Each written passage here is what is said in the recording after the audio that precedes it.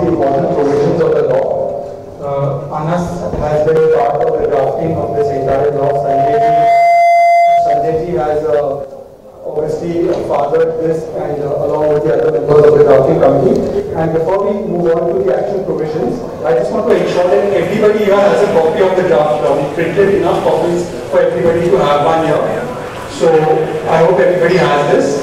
Now what we are going to do is that if anybody does not have this, we'll distribute it right away. And also if you log on to stopmoblynching.com, stopmoblynching.com, it will be available there for you to see and pass your comments and make any amendments or changes you think should be made. Alternatively, you can give a missed call on 955526955. 955526955. This is a number where you can, if you agree with the provisions of this law, if you think this law is up to your expectations, or if you think that this is worth supporting, that's how you can register your support as well. So now I'm going to quickly take you through what are some of the key provisions. First, if you see the first chapter deals with the preliminary sections, and the section 2 deals with the definition of lynching. So for the first time, and Sanjay ji will explain in elaborate detail, we've actually come up with a definition for lynching, a definition for mob, and a definition for victim. The victim makes no discrimination between Hindu, Muslim, which political organization you belong to, which ideology you support. The victim could be any minority, as Sanjay rightly put it. Everybody is a minority in some way, in some context. So, like he rightly gave an example, in Delhi, he's a majority when it comes to Hindu, but he's a minority when it comes to Kannada-speaking people. The victim could be a woman, the victim could be a transgender, as Shaila said. It could be any person who becomes a minority in those circumstances of the situation. Lynching has been defined for the first time in I think, the entire legal history of India. Now, then we move on to chapter 2. I'm sorry we could not put it out all here because we've given hard copies to everybody. The chapter 2 deals with duties of a police officer and a district magistrate. So we have enumerated very precisely in section 3 what is the positive duty of a police officer. There's a proactive steps that the police officer needs to take to prevent the mob lynching, and the word used here is shall, and shall takes away any discretion as opposed to the word may. May gives you discretion, shall says that this is the responsibility of the police officer and of the district magistrate. Thereafter, the third chapter deals with what exactly the police officer needs to do in order to prevent lynching. So section 5 of this law actually elaborates on steps, identify patterns of violence in this area of jurisdiction, indicate occurrence of targeted violence, see the creation of existence of a hostile environment against a person or group of persons. Every police officer shall take action to the best of his or her ability to prevent the commission of offences mentioned under this act. So, and there's also provision that he shall act without any delay in a fair, impartial and non-discriminatory manner. This is onerous responsibility on the police officer. Thereafter we have chapter 4, which deals with the actual offence of lynching and the punishment that has been prescribed for it.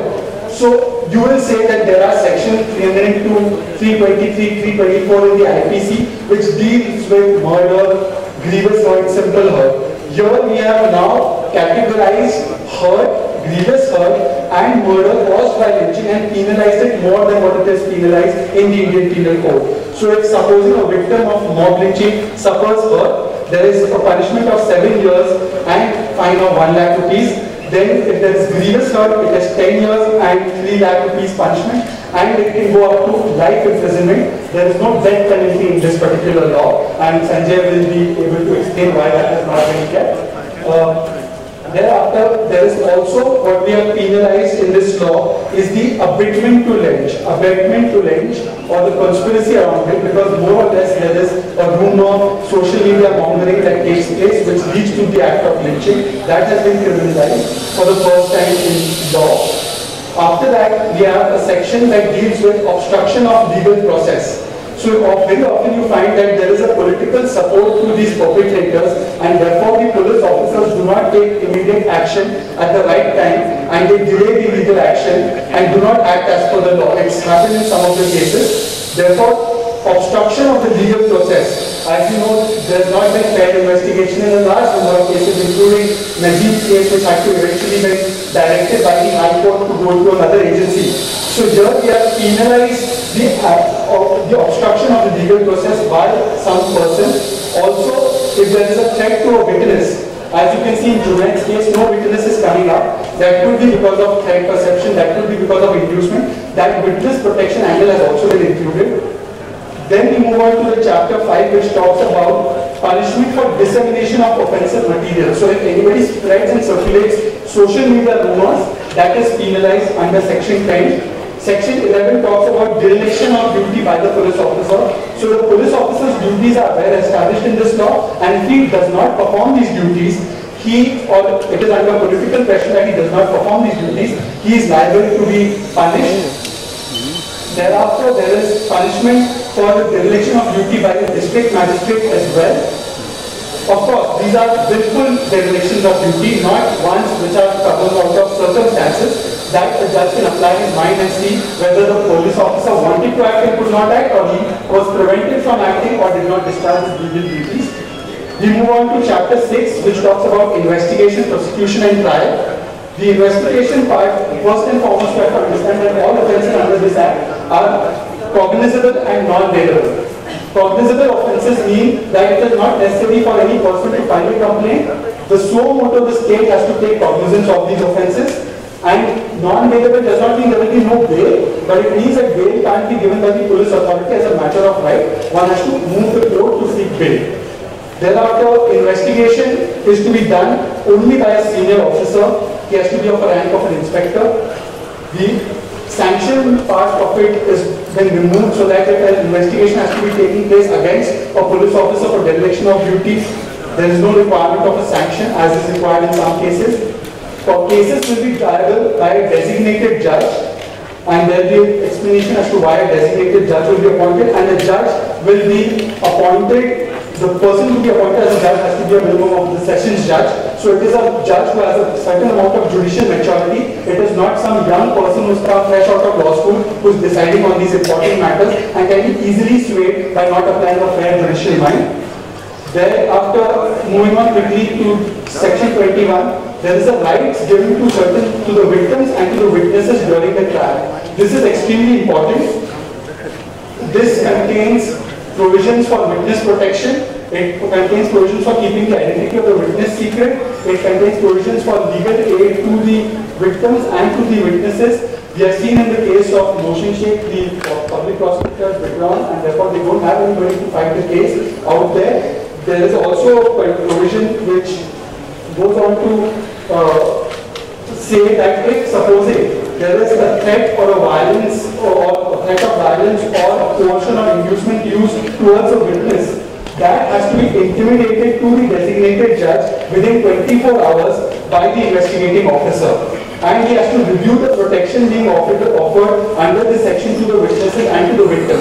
So constantly the witness and the victims are being given a sense of security which they lose usually in cases of mob lynching. There is a review committee that is constituted under section 22 which takes a review if the charge sheet has not been filed within 3 months by the investigating officer, and also if the entire process leads to an acquittal, then there will be a review of the entire investigation by the officer of the level of the IG or the DGP. So a high-level officer will constantly review the process and the progress of the case. Finally, the compensation part. As you can see, most of these victims are poor people, whether it's a Ravinder or whether it's a Junaid or whether it is a Pedro Khan for whom people have to raise funds. Here we have mandated that the state government will have to provide compensation to the victims within 30 days.